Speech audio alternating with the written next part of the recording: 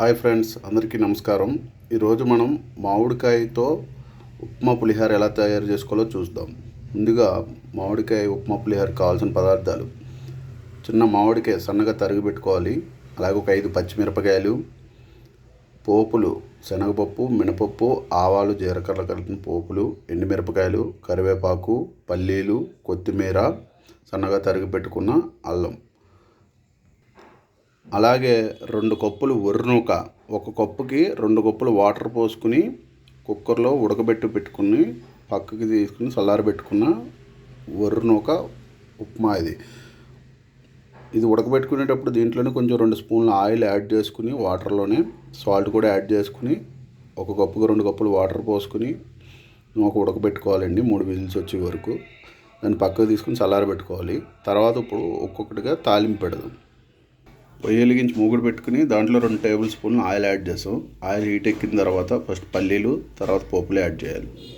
పల్లీలు యాడ్ చేసుకుని 1 నిమిషం వేగిన తర్వాత పోపులు యాడ్ చేద్దాం. తర్వాత సన్నగా తరిగి పెట్టుకున్న అల్లం ముక్కలు యాడ్ చేయాలి. తర్వాత సన్నగా తరిగి పెట్టుకున్న పచ్చిమిర్చి, అలాగే కరివేపాకు, ఎండుమిరపకాయలు కూడా యాడ్ చేసుకోవాలి. ఇలా పోపులన్నీ దోరగా వేగిన తర్వాత దీంట్లో 1 టేబుల్ స్పూన్ పసుపు యాడ్ చేసుకోవాలి.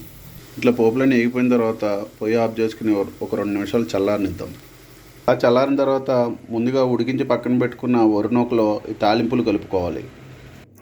వేయించి పెట్టుకున్న తాలింపు మొత్తాన్ని ముందుగా ఉడకబెట్టి పక్కన పెట్టుకున్న ఆ ఉప్మాలో మొత్తం ఇలా బాగా కలిసేలా కలుపుకోవాలి. ఇలా తాలింపులు అన్నీ కలిసిపోయిన తర్వాత ఇప్పుడు మామిడికాయ సన్నగా తరిమి పెట్టుకున్న ఈ మామిడికాయ తురుముని దీంట్లో యాడ్ చేసుకోవాలి.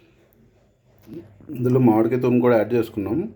ఇప్పుడు మనం ఉప్పు చూసుకోవాలండి. రుచికి సరిపడా ఉప్పుని ఇప్పుడే యాడ్ చేసుకోవాలి. ఎందుకంటే మామిడికాయ తురుము కొంచెం వాటర్ కంటెంట్ ఉంటుంది కాబట్టి సాల్ట్ ఇప్పుడే కలుస్తుంది. మళ్ళీ ఆరిపోయిందంటే దీంట్లో సాల్ట్ కరగదు.